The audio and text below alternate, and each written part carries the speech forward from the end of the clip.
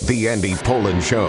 We got to go after this with everything we got, thinking they're going to come with everything they got. I'll start off by saying I'm bored, I'm broke, and I'm back. The Andy Poland Show on ESPN 630 starts right now. Oh, there's a lot to talk about in the NBA Finals, even though the Celtics have a 3-0 lead and can close things out tomorrow night. So many different storylines, one of them involving a player who fouled out, a superstar fouling out of an NBA Finals game. I know it used to happen. In fact, Elvin Hayes fouled out of Game 7. The Bullets won their championship in 1978. It used to happen. Doesn't happen anymore. Luka Doncic managed to pull it off last night. And, of course, we'll do a lot of memories of the late, great Jerry West, who passed away yesterday at the age of 86. And Commanders wrapping up minicamp today. Won't see them again until they hit training camp in late July. So a lot to unpack, a lot to talk about, and it's kind of an emotional day for a lot of people, including me, because yesterday the news broke while I was on the air, right about 9:45 or so. And, I know about Jerry West. I saw him play. I watched his career, even as a coach, which he was not successful at, but as a general manager, which he was wildly successful at, building the Showtime Lakers and following them up with the Kobe and Shaq Lakers, consulting for the Golden State Warriors when they won back-to-back titles. I mean, his career in basketball was enormous. But I was somewhat emotional about it because of the way I looked at him, the way I respected him. I know him. I may have met him once, interviewed him a couple of times, but just following his story. And there's some great writing about him, a tremendous obit in the Post today, A1. Jack McCallum, who covered the NBA for 40-plus years, working for Sports Illustrated, produced the Dream Team documentary. He wrote a great piece at SI, which I will get to coming up shortly. But this was Dan Patrick yesterday, who I guess was on the air at the same time that I was when this news broke. And he knew Jerry West. He not only knew Jerry West, but he idolized Jerry West growing up. Dan's a couple years older than I am and had seen West play in person. And his dad was a big Jerry West fan. So there's that kind of, father-son connection there. The father's hero becomes the son's hero. And Dan, who was a pretty good basketball player himself, played in college, tried to model himself after Jerry West. So here's the consummate professional. I mean, Dan Patrick has had a broadcast career that few have ever reached. He is among the best to have ever worked in the sportscasting field. Legendary anchor at ESPN, segue into doing radio there, took his own group with him and started his own show, which is both on television.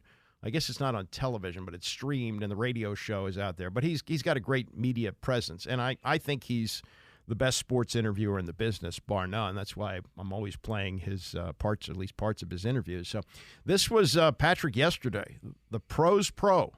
And this is telling you how he felt about Jerry West as he, like most of us, was blindsided by this news yesterday morning. Jerry West has passed away at the age of 86. He was the logo and certainly a friend of the show. Can't even speak. He's just, totally overcome here. You hear it. We tried to have him on. This is unlike Dan. He's unflappable. So this tells you a lot here, I think. He'd be mad at me if I was emotional. Be like, what are you crying about?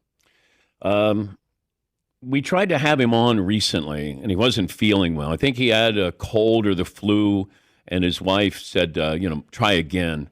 I think the last time we had him on was a little less than a year ago. And, he's a friend of the show and integral part of the show. Came on many, many, many times. Joined us in studio a couple of times when we were in Los Angeles, but this is tough. Yeah, it was tough for a lot of people yesterday, and we'll play some of the tributes as we go through the next couple of hours. I did want to mention this before we got too far along, and given the kind of person that he was, he might have actually found some humor in this, that his passing got less notice than it might have, given the fact that Jerry West died on the same day. But Howard Fineman has passed away at the age of 75. And I have been lucky in my life to work with Tony Kornheiser for a long time. I was his sidekick for 14 years and have listened to him since he started doing radio 32 years ago in this town at Old 570 in 1992. And over the years, he built up kind of this radio family. And he had leaned on people that he knew weren't necessarily close friends, but people he knew who could explain things in a way that were so simple and easy to understand, complex things. And they became part of the regulars who would sometimes, and Howard Fineman would come in studio from time to time. You know, one of the top political correspondents in the country, felt like, hey, I got a day off. I can hang out with Tony and talk about sports. And Howard was a big sports fan. You know, I'm sure he knew all about Jerry West and had seen most of his career, if not all of it, and followed what he did as an executive with the Lakers. He was a guy's guy and a really a fun guy, good sense of humor, and perfect for the transition that we've seen reporters make. You know, he was a print guy, but he was ready for the influx of cable TV. And I'm going to give you just a couple of things here from the obit in the New York Times today. Howard grew up in Pittsburgh and started his career at the Louisville Courier-Journal, came to Washington as their correspondent, segued into Newsweek, where he worked for 30 years as an editor and reporter, and came along at a time in the mid-'70s, right about the end of, well, not the end of, but after the Watergate reporting had led to the resignation of President Nixon. So he was considered to be among the post-Watergate generation of journalists. And you know, as far as his work, it was stellar, of course, and he was ahead of his time. It said he was among the first Washington reporters to own a laptop computer. It had enough storage for about 10 pages of text. But he also recognized, and again, this is very successful people do this. They don't see the now, they see the future. And he saw what was happening in the cable news industry. And he became a regular on shows like Hardball with Chris Matthews and shows on CNBC and MSNBC, Washington Week, PBS, The Daily Show, The Colbert Report. And he estimated in the late 1990s he made 200 appearances related to the Monica Lewinsky scandal alone. Said so ingrained was he in the talk show ecosystem that he achieved the most elusive of Washington accolades as the butt of a well-worn joke. If Howard Fineman's here, who's on TV? And he was just great at it. I mean, he could explain things very, very simply and take on complex issues and make you understand them. Plus, he had this great sense of humor, which, you know, lent itself well to what Tony has done over the years. So I think of what he did and what Abby Lowell continues to do for Tony, others who he's leaned on for issues either in sports or outside of sports. And Howard Fineman was part of that family. And my daughter actually got to know his daughter quite well. They're friends. And his son, Nick, was an intern on Tony's show when he was in high school. And Nick is now married, and he is a producer with the Today Show. So wish all the best to the family. Very sad. Howard, I didn't know him well, but you know, talked to him a number of times. Was very, very nice to talk to. Never saw him big time anybody or anything like that. That's not his nature. And just so sad to hear that he had passed away. He battled pancreatic cancer for 2 years. That's a horrible thing, horrible form of cancer. Usually takes people sooner than that, and he was able to live for 2 years with that. All right, let's move to last night, where you know, if you're in the third quarter, you think it's over, right? I mean, yeah, the Mavericks got off to a nice jump, a lead, but the Celtics were able to cut it to 1 at the end of the first quarter, and they went up by 21 points in the third quarter. But Dallas went on a 20-2 run, and all of a sudden it's a 22-2 run, and all of a sudden it's a 1-point game. And they are able to close it out, partly with Luka Doncic fouling out with 4 minutes to go, and I'll get to more on that coming up. But this was Doris Burke and J.J. Redick, who called the game along with Mike Breen on ESPN or ABC last night, joining Scott Van Pelt to talk about a Celtics team which apparently doesn't do very well with prosperity. You know, you figure a 20-point lead, get ready to take a 3-0 lead, that they're going to close this out pretty easily. Didn't work that way, and this was Doris first explaining what she saw from courtside. Listen, Scott, this has been a team that's much maligned for its inability to close in these types of moments. And remarkably, Jason Tatum goes 1 for 5. He was brilliant through the first 3 quarters, but once again, Drew, Derek, and Jalen, this has been about the team for the Boston Celtics all year long. And I keep harping on it. There were 2 drives late where Derek White forced Kyrie back to his left hand. They were game-changing defensive stops in a sequence of plays that were game-changing, but incredible team effort.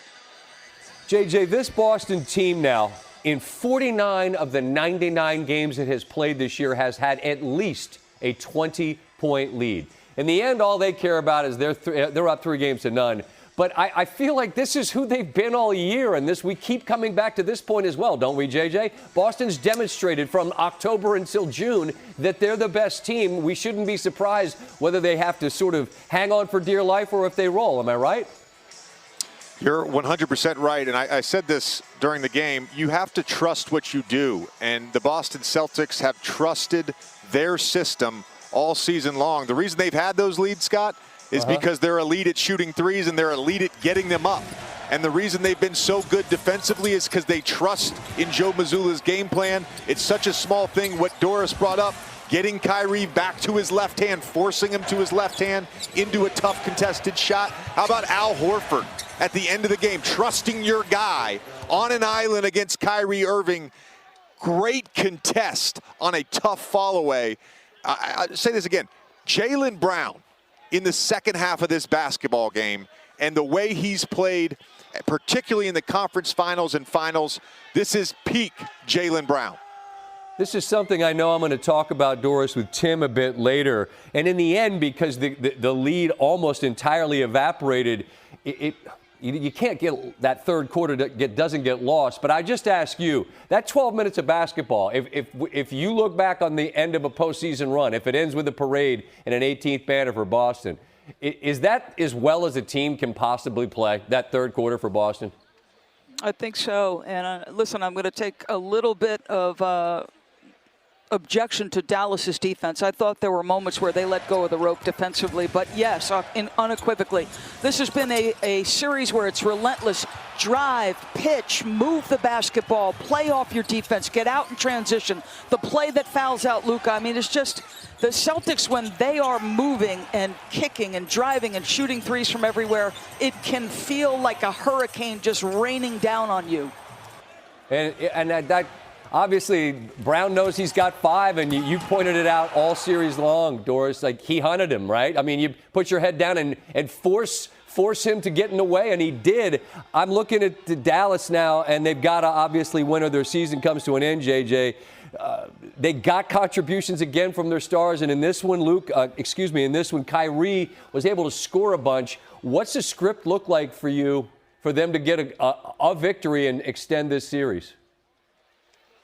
It starts with Kyrie and Luka, and they gave themselves a chance to win for much of this game because of the way these two guys played. P.J. Washington, who's been really good throughout these playoffs, got it going late to get them back. They have to be better defensively.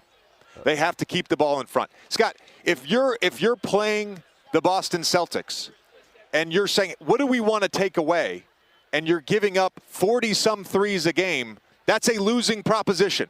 That's a losing proposition, and in some ways they got lucky in Game 2 with the way that the Boston Celtics shot the ball. They didn't get lucky tonight. Yeah, that's J.J. Redick, Doris Burke analysis of the Celtics 106-99 win last night. And what do we say going into this? That Doncic and Irving had to score, which they did. Between the two of them, they had 62 points.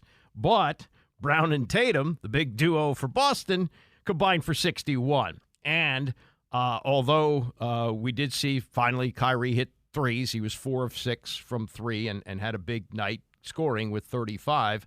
Doncic gave him 27 and didn't shoot well. He was 11 of 27, and he's 1 of 7 from 3. And more importantly, and you just don't see this, and certainly in the NBA Finals, that a star player fouls out. But sure enough, 4 minutes and 12 seconds to go, Luka trying to take a charge, gets a blocking foul. That's number 6, and then said to the media afterwards about it. Luka, what did you think of the whistles that went against you in the fourth quarter? I mean, I don't know. We couldn't play physical, so I don't know. I don't want to say nothing, but, 6 foul in the NBA Finals, where I'm like this. Come on, man. Better than that. Come on, man. Better than that. All right, get ready for this. Brian Windhorst, who's a reporter. He's not Stephen A. Smith. He's an NBA reporter. He's allowed to give his opinion. You rarely hear, if ever, and I've been watching Windhorst cover the NBA for 20 years. I have never heard him like this. So this was Windhorst with Scott Van Pelt and his take on Luka's kvetching about the number 6 foul that he took last night that knocked him out of the game, and the fact that he made the play that he did in picking up that 6 fouls. Buckle up for this. Brian Windhorst, Scott Van Pelt last night. I thought it was perfect that Luka fell onto the ground there in an unacceptable position to put himself in with 4 minutes left with 5 fouls, and then immediately looks at the bench and says, you better bleeping challenge it, as if it's the bench's fault that he just made a terrible play. I'm standing here in the Mavericks tunnel. Over there is the Celtics tunnel. That's where the winners are. If Luka's ever going to be a winner coming out of this tunnel here, he is going to have to use what's happened in this finals as a learning experience. His defensive performance is unacceptable. He is a hole on the court. The Celtics are attacking him. They are ahead in this series because they have attacked him defensively. And you've got a situation here where Luka is complaining about the officiating. They have begged him. They have talked with him. They have pleaded with him. He is costing his team because of how he treats the officials. He's a brilliant player. He does so many things well. They are here because of how he did. His performance in this game is unacceptable and the reason why the Mavericks are not going to win. He's got to get over this. And the fact that he came out after the game and blamed the officials showed me he's nowhere close yet. So maybe over the summer somebody will get to him because nobody with the Mavericks or anybody else in his life has. And that's where the Mavericks are at this point. They're never going to get to this tunnel with the trophy if he doesn't improve those aspects of his game. Woo! That's Brian Windhorst. So, and good for Scott, who understands television as well as anybody. No follow-up on that. You just let that stand there, and you move on. And that was well done on both parts last night. So anyway, looks like we got a finals that are over 156 times in the NBA playoffs. A team has taken a 3-0 lead in a best-of-7 series, and 156 times they won. It's not to say that Dallas could not steal a game on Friday night and send the series back to Boston for Game 5, but based on what you're hearing from Luka, that's loser talk, blaming the officials, and what you're hearing from Windhorst, sounds like this team has packed it in. They could come out and give an effort again like they did in the first quarter last night, but over the course of a game, they just don't have enough to keep up. And keep in mind, Kristaps Porzingis didn't play last night. I mean, he was a huge factor in Game 1, a factor in Game 2, didn't take the court last night, and according to Adrian Wojnarowski, may not play in the rest of this series. I think they can manage to win 1 out of 4 to wrap it up without him, but they may bring him back if he's got anything left. I mean, it sounds like an injury that's going to have to heal up for next year, but certainly Boston can win this series up 3-0 without Porzingis. We'll talk more about it coming up. Also, I want to get to more on the death of Jerry West, which we will get to next. Some really heartfelt stuff from people like Bill Plaschke, who's covered the Lakers for many, many years as a columnist with the LA Times. And in the next hour, Bob Ryan, who probably in the history of the NBA, no one has chronicled more of the league than Ryan has. A really good segment yesterday on the Mike Greenberg show on Greeny yesterday here on ESPN 630, which I'll replay for you coming up in the 10 o'clock hour. Stay with us. Much more on the Jerry West passing and a little stuff on minicamp yesterday as the Commanders will wrap things up today. It's the Andy Pollin Show, ESPN 630. The Andy Pollin Show on ESPN 630, the sports capital. Some comments from Austin Eckler yesterday at Commanders minicamp. They're wrapping things up today, and then they don't get back to it until training camp in late July. So summer vacation about to start for the Commanders. Like, I don't know, last day of school, right? They had a break at the end of the season, a break that hopefully in the coming years won't be as long as it was because they didn't make the playoffs. But they are wrapping up what they call the OTAs with the mandatory minicamp today. Boy, there's a firestorm in New York about Aaron Rodgers. And for a change, you know, with all the controversy we talk about every year in the offseason with this team, it's all hunky-dory stuff. You know, with Jayden Daniels saying he comes to work at 5:45 in the morning and he ain't a star, he's just a rookie with a long way to go. Whew, man, that's a breath of fresh air, which we haven't had around here in a long time. Talked some yesterday about Jerry West passing away. Got the news during the show. He died at the age of 86. You know a lot of what he accomplished in his life. All-American at West Virginia, took them to the finals, won a gold medal. Great, great player during his 14-year career with the Lakers. Won only one championship. But was in the finals year after year, just frustrating at losing to the Celtics and the Knicks, but finally getting it done in 72. And then a second act unlike any other in the history of players in the NBA. No one ever had the post-playing success that Jerry West had, including coaches like Phil Jackson, who won 11 championships. I'm talking about what he was able to accomplish, not just putting those Lakers teams together, the Showtime Lakers followed up by the Kobe and Shaq Lakers, but he was a consultant with the Warriors when they won 2 titles there and was the GM in Memphis when they became a really good team for a while. He knew talent, and and one of the things that you look at with his life, he stopped playing 1974 last year. Segues, become a coach. He doesn't like doing that. Frankly, wasn't very good at coaching, didn't like it, and then became this legendary general manager. So after the Showtime Lakers have already happened, that's run its course. Magic comes with the HIV virus and has to leave, and Kareem got old, retired, the whole thing. So now there's the rebuilding process. And here's a guy who played with old school players. He was an old school tough guy, and played in an era where you had to go to college for 4 years before you came to the NBA.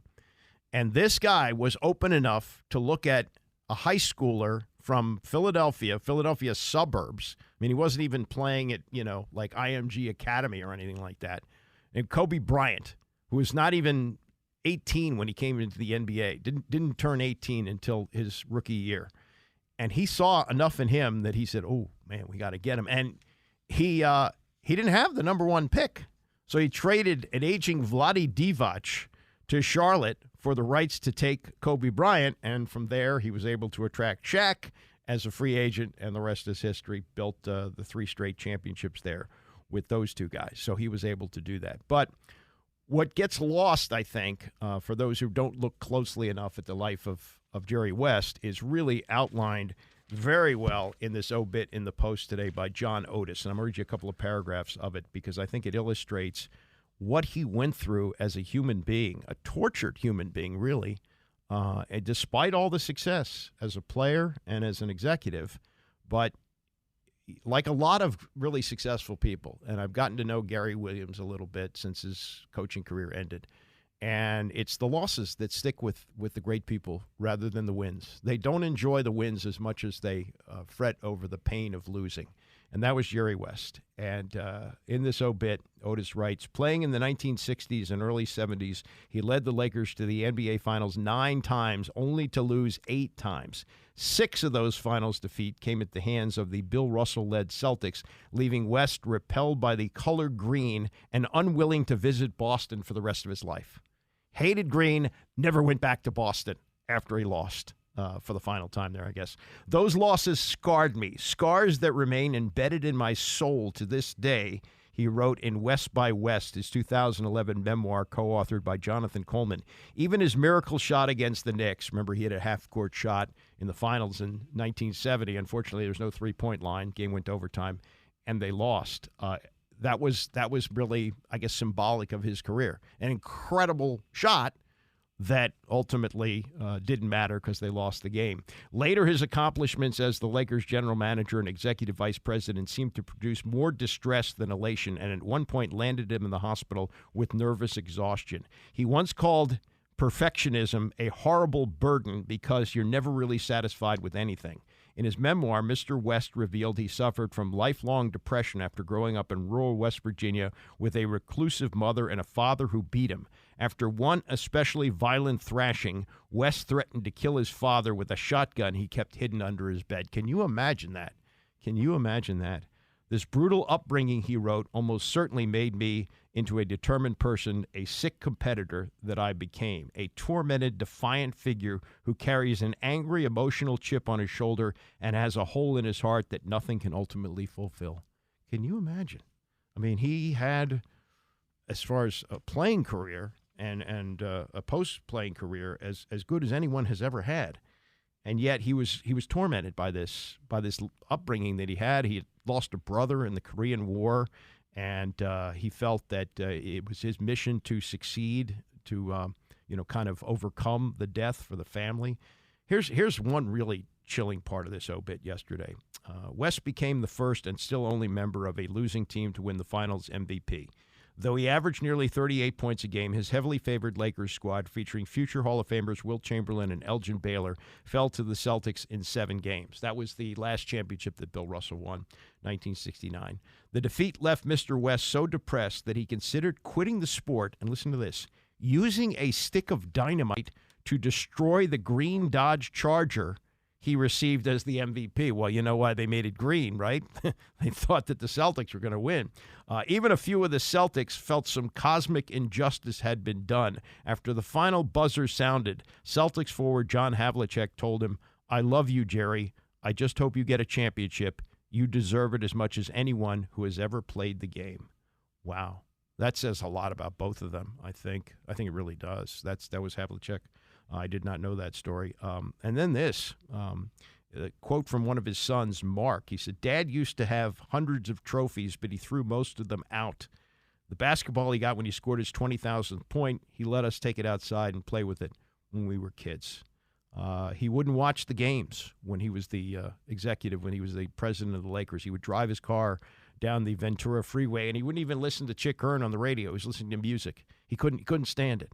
That's who he was inside. And then at the end of the obit, it's a quote that he gave to Sports Illustrated, Jerry West. He said, "The pain of losing is so much stronger than the joy of winning."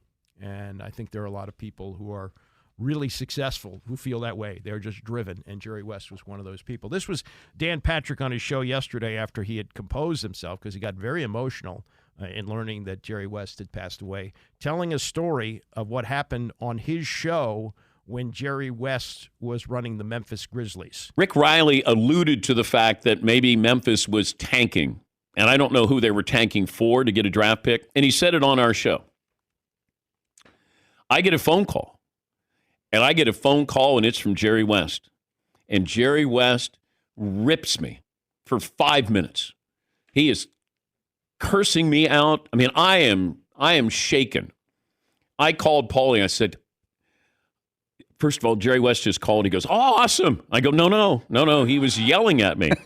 Why was he yelling? I said, Rick Riley said that Memphis would be tanking, and Jerry said, bleep-dee, bleep-dee, bleep-dee. I'd never tank, ever, never. I can't stand losing. I hate, 5 minutes. He went on this long soliloquy, diatribe, monologue, and I'm going, and I kept saying, Jerry, finally stopped.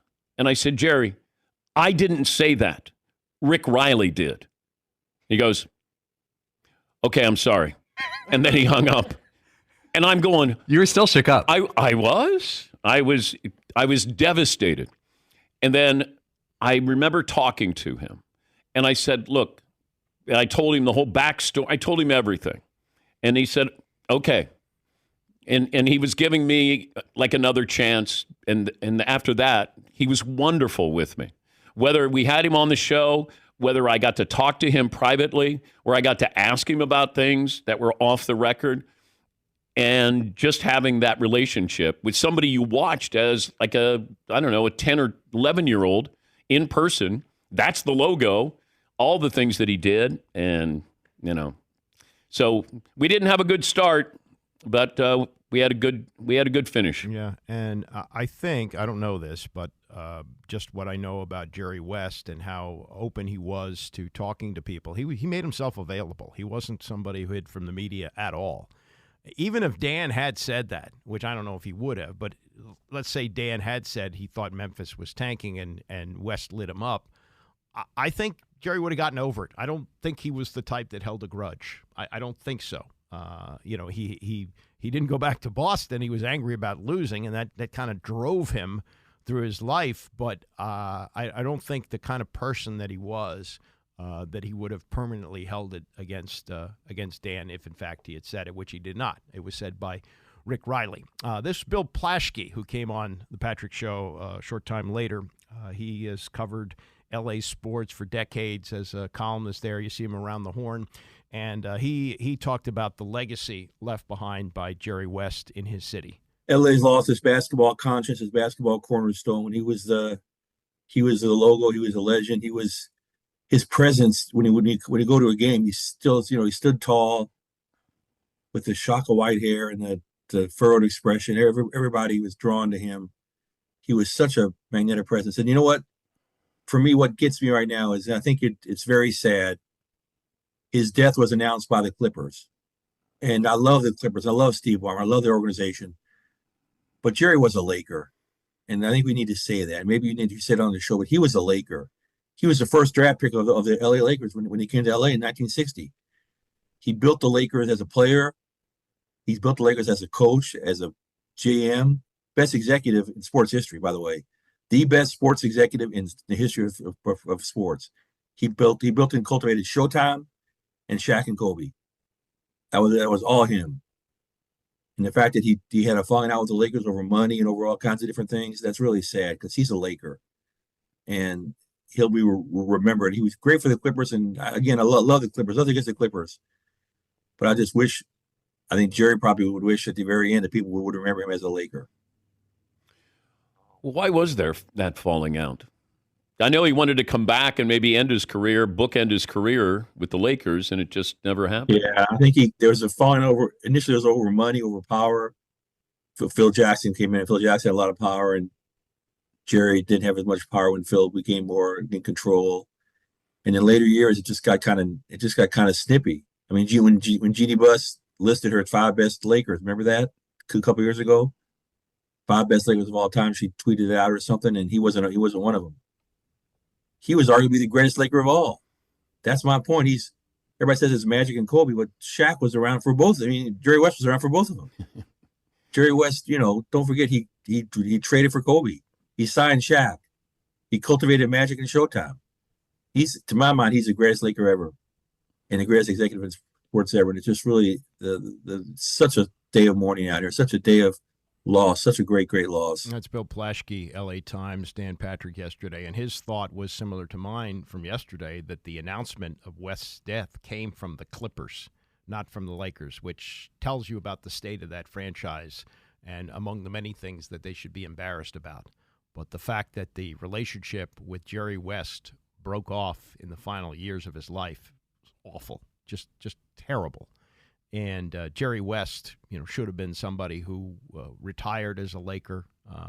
Probably should have spent his whole life working in the organization. I don't know if he would have continued to do the day-to-day duties of a general manager, because Jerry worked at it, man. He was, when Michael Jordan came here in 2000, and he was celebrated by a lot of people, including Mike Wilbon, who knows him and is friends with him, and gave us all the impression, oh, yeah, it's going to be like Jerry West, great player segueing into a front office job, and he's going to put together a great team. No, not the way that West did it. West was going to these small gyms and small colleges, and he had an eye for talent. He could look at a Kobe Bryant and say, yep, we can develop him as a 17-year-old into a great player. He saw things that other people didn't.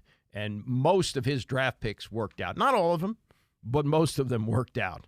And so to think that what he was able to accomplish as a player and as an executive, and the fact that he had no relationship with the team at the end and was working for the other tenant of that building, and the fact that they announced his death, tells you a lot about how things fell apart there. We'll get to much more on the life of Jerry West coming up. Bob Ryan was really eloquent yesterday on Mike Greenberg show. We'll get to that. Many things written, many eloquent things said. Tony and Mike started off PTI unfortunately, they've had to start off too many shows, really. This was similar to the way they did with Bill Walton, that they don't have their little, back and forth joke at the beginning. They go right into the death of a beloved figure, and that was the case yesterday with Jerry West, and they spent a lot more time on that story than they do with most, over 5 minutes, I think. But this was part of what they talked about yesterday in that segment, and this is Wilbon telling a story about how Jerry West felt about his teammate Elgin Baylor. Baylor was already on the Lakers when the team moved from Minneapolis to Los Angeles. West joined the team as the first draft pick they had after moving to Los Angeles in 1960, and they teamed up through the entire decade of the 60s and into the early 70s as a tremendous duo who just came up short year after year after year. And finally, they start the 1971 season, 71-72, and they're clearly the best. That's the year they go on a 33-game win streak. But it's like almost for Elgin, it's like Moses in the desert. He doesn't quite get to the promised land because he's got a knee injury and has to retire early in that season. He played only 9 games for the Lakers that year. And this is Wilbon recounting a story that he heard about West and what he did when he got the news that Elgin was throwing in the towel on his career in 1971. And Jerry West went to his house. He went to Baylor's house and said, no, you can't retire. You can't go away now. We're going to beat the Celtics, Elgin. We're going to beat them this year. You, me, Wilt, Gail Goodrich, we got this. And Baylor said, I can't, because this was before medical technology, modern medicine. And he couldn't do it. And they sat there and they cried. And they wanted to do this. West wanted to convince him, and he couldn't. As you know, Baylor wasn't on that team. And they did win. They beat the Knicks, not the Celtics. And I think about those stories, and I'm going on too long here because you need some time to talk about this. But Jerry, it just depresses me now that Jerry West is gone. So I think that Jerry West has had the most complete career in the history of basketball. He started out as an All-American at West Virginia when he was Zeke from Cabin Creek. He was on an Olympic gold medalist team. He goes to the Lakers, where he's one of the greatest players of all time.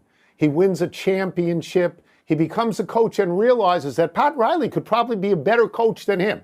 So Pat Riley becomes the coach, and he becomes the general manager, where he builds champions, where he has an unbelievable, uncanny eye for talent and gets Kobe Bryant and he gets Shaquille O'Neal, and he does this at other teams as well. Mike, in the last couple of days, you and I have talked about Danny Hurley not going to the Lakers and whether the Lakers should be embarrassed at not being great anymore. When Jerry West was with the Lakers, they were great every single day. Those were the glory days of the Los Angeles Lakers. Yeah. Those. And I mean, I'm not gonna pretend that I knew him well, but he's the logo. What more do you want? His silhouette is the NBA. Jerry West. I was around Jerry West here and there. If you wrote about basketball, you were around Jerry West here or there. And the greatest thing about Jerry West, as you know, is he liked to talk. You could go to the grill room or the card room at Bel Air Country Club any day, and you could find Jerry West, and you could talk to him. And, Mike, it was a master class in basketball. I think he has had the longest and greatest career in any sport, Mike. Agreed. I believe that. That's Tony and Mike yesterday on Jerry West. Bob Ryan covered the NBA going back to the 1960s. Saw Jerry West in his prime, saw his teams lose to the Celtics when Bob was covering them, late 60s, early 70s. We'll get to his thoughts, plus some really great stuff from Jack McCallum, who covered the NBA for a long, long time. A lot more to talk about with Jerry West. And also, 30 years ago today, Ryne Sandberg retired with the Chicago Cubs, but there's much more behind the story than that. And we'll get to that a little bit later on the show. It's the Andy Pollin Show, ESPN 630. The Andy Pollin Show on ESPN 630, the sports capital. Mike Callow sits in for Tony at 11 o'clock today. It has been reported this morning by Adrian Wojnarowski that J.J. Redick will interview for the Lakers job this weekend, because even if Dallas wins tomorrow night, they don't play Game 5 of the finals until Monday in Boston. So they're going to have the weekend off, and they can wine him and dine him and talk to him. But here's how coaches are hired in the year 2024. Brian Windhorst, following up on the Woj report that J.J. is going to interview for the job, Windhorst said, frankly, his interviews have been in these podcasts with LeBron James. They've extensively broken down the Lakers offense, extensively broken down what they do. It's been out there for the whole world to hear, including the Lakers front office. So JJ may get this call. Hey, we'd like you to hop on a flight after Game 5 or after Game 4 tomorrow night. Come to Los Angeles and talk to us. Well, I don't need to talk to you. Just watch the damn podcasts. It's just crazy. But that's the way things are now.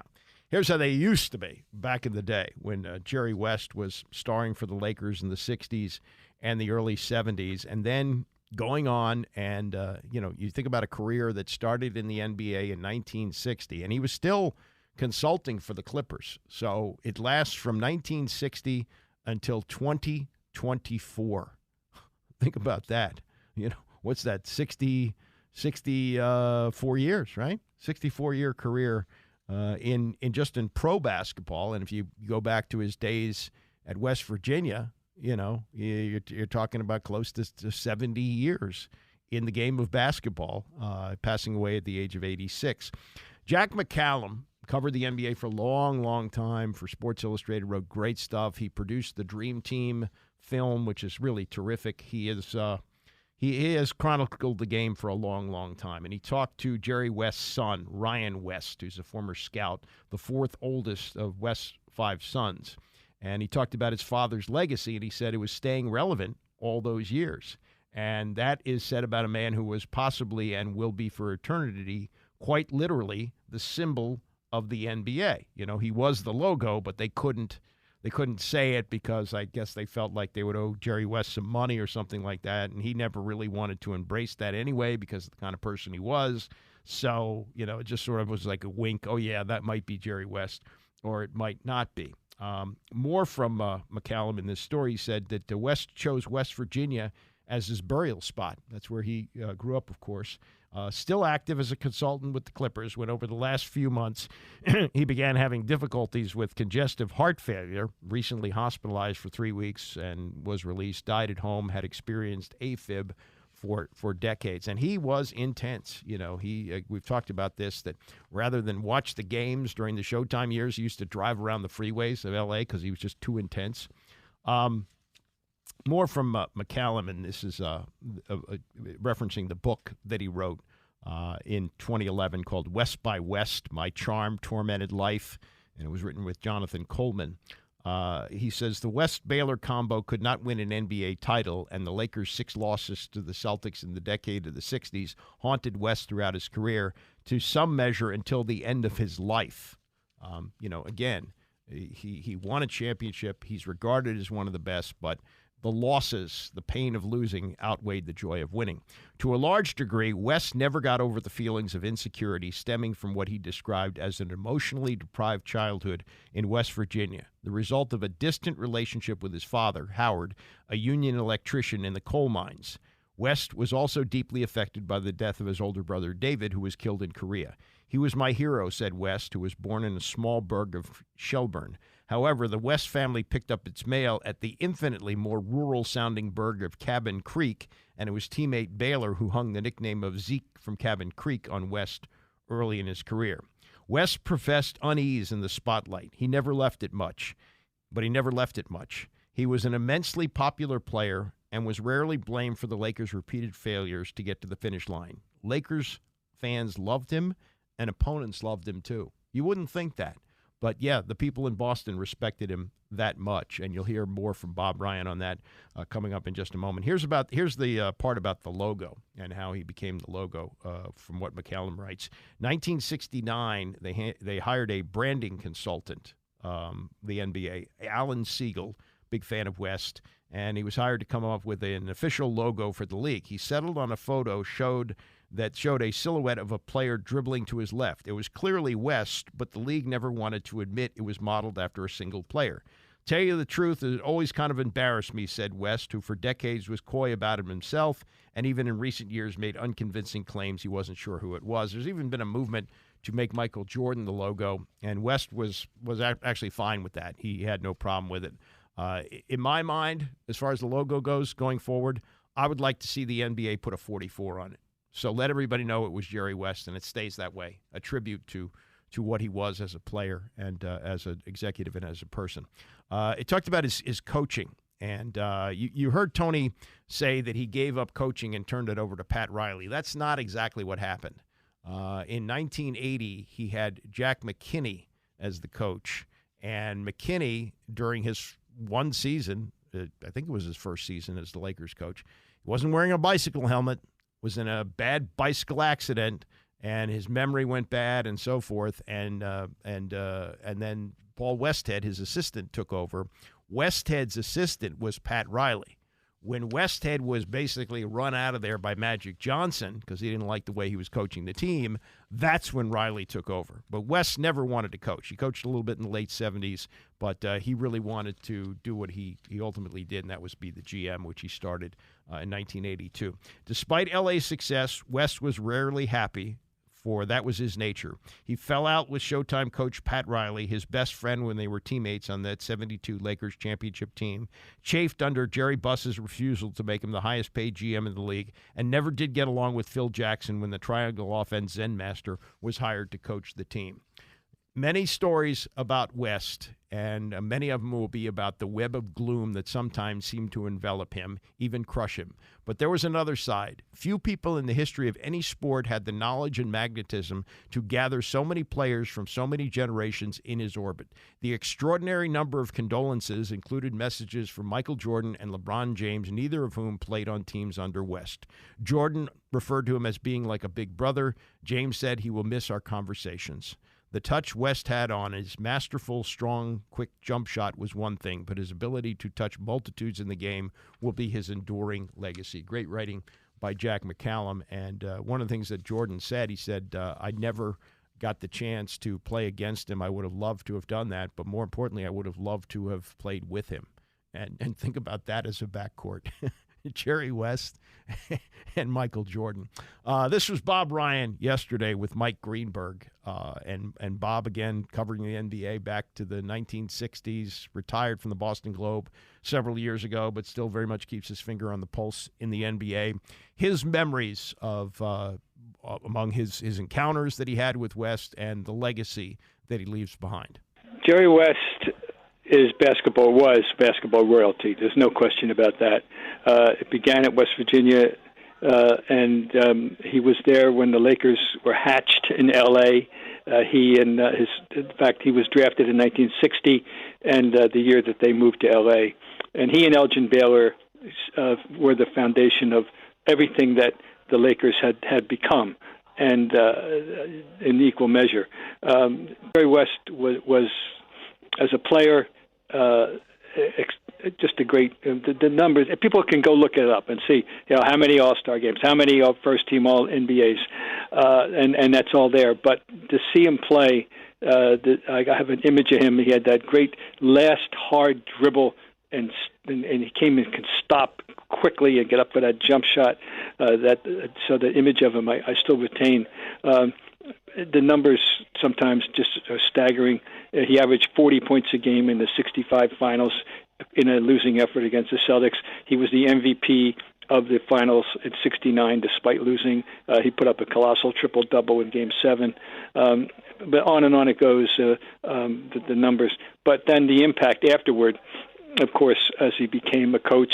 He wasn't that great a coach, I'll be honest. I think he suffered from the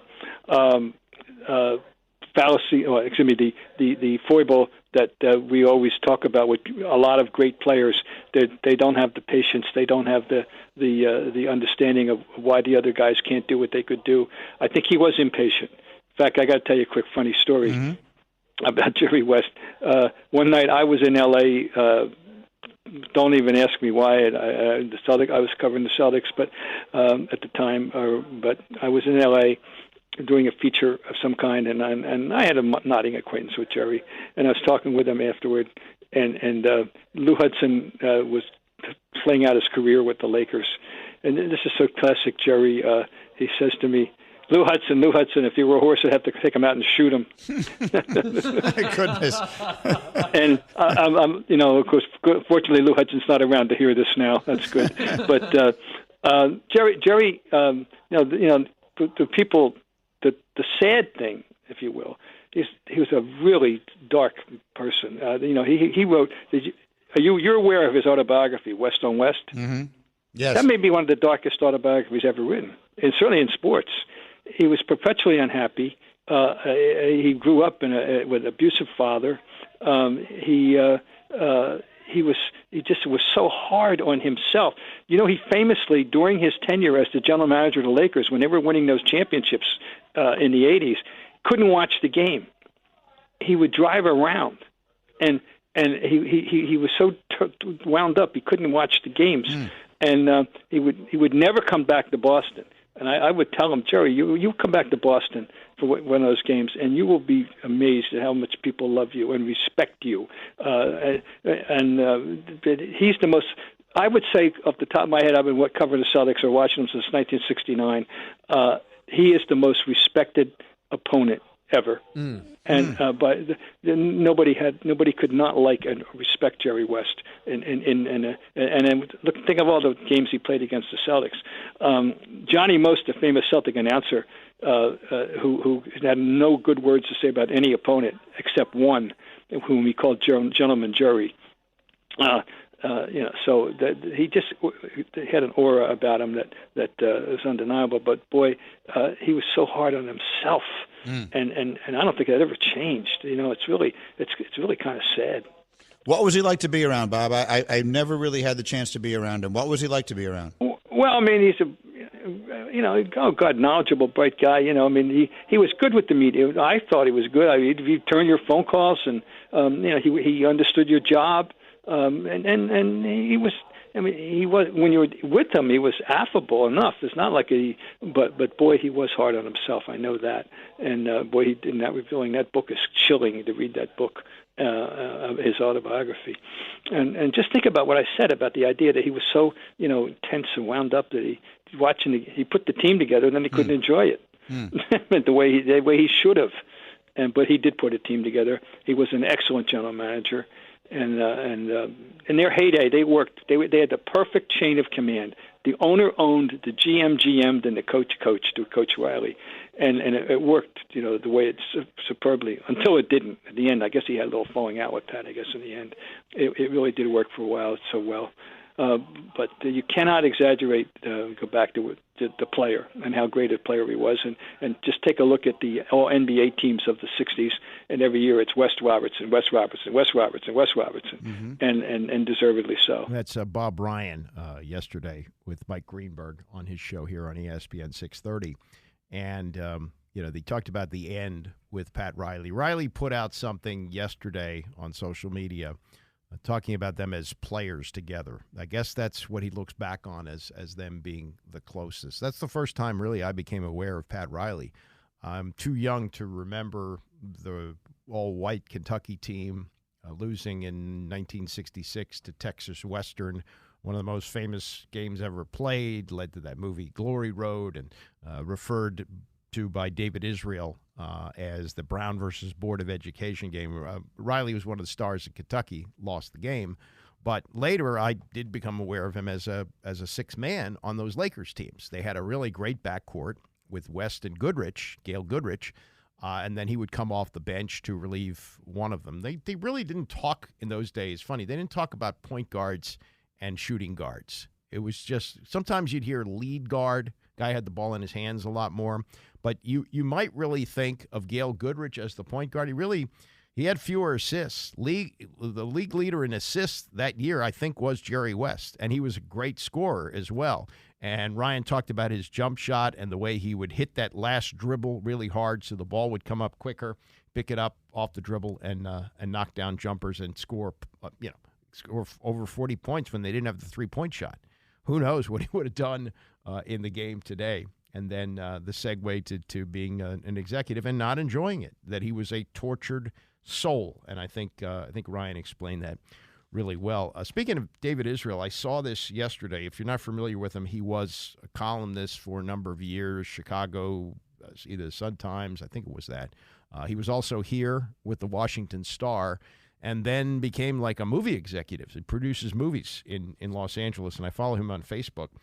And he made a list of the most impactful people in the history of the NBA. And he came up with 1, 2, 3, 4, 5, 6, 7, 8 names. I would add a ninth.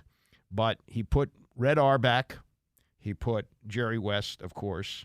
He put Wilt and Russell together, which I think you have to do. I think that they're very important in the history of the development of the game. You had the contrast, the high scorer and the great defender, and the battles that they would have. They were both most of their careers in the same conference, in the Eastern Conference, and finally Wilt beat them in the 1966-67 season. But reality was that they were great for each other. And then he has Magic Johnson, but does not have Larry Bird. So I would have added Larry Bird as a ninth there.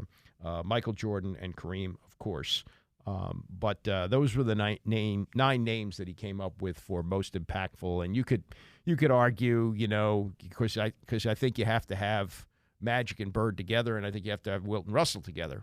As standalones, West for what he did as both a player and as an executive, and then Red Auerbach, who was a coach and an executive. See, that's the one thing that Jerry West did not succeed at, was coaching.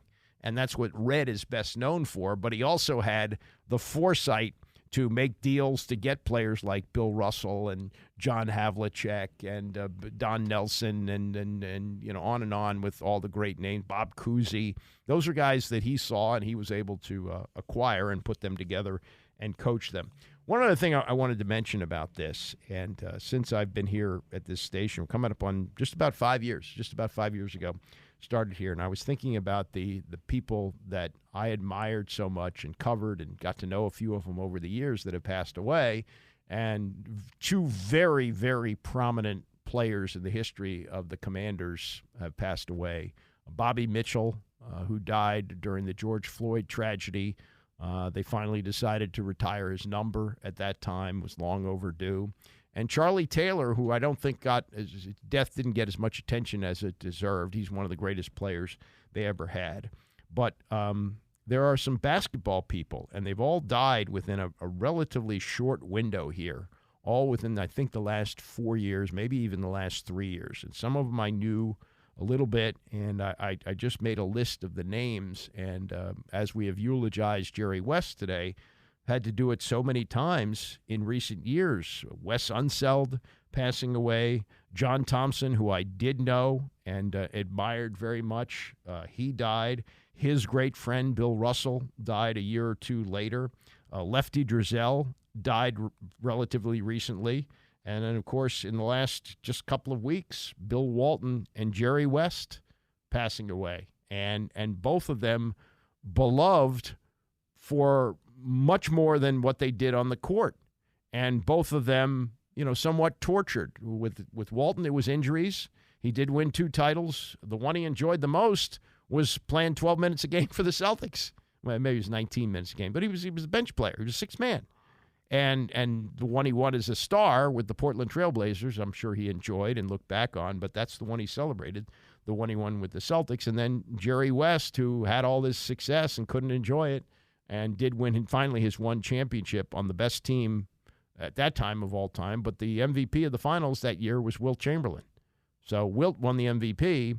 West won the MVP for losing in the finals in 1969.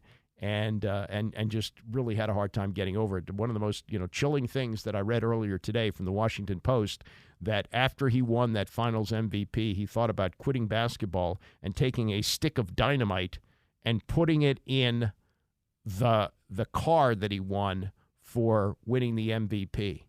And it was a Dodge Charger, and the color of it was green, which drove him crazy for the rest of his life. But what a complex and what an interesting and what an accomplished life Jerry West had, and hopefully he will rest in peace.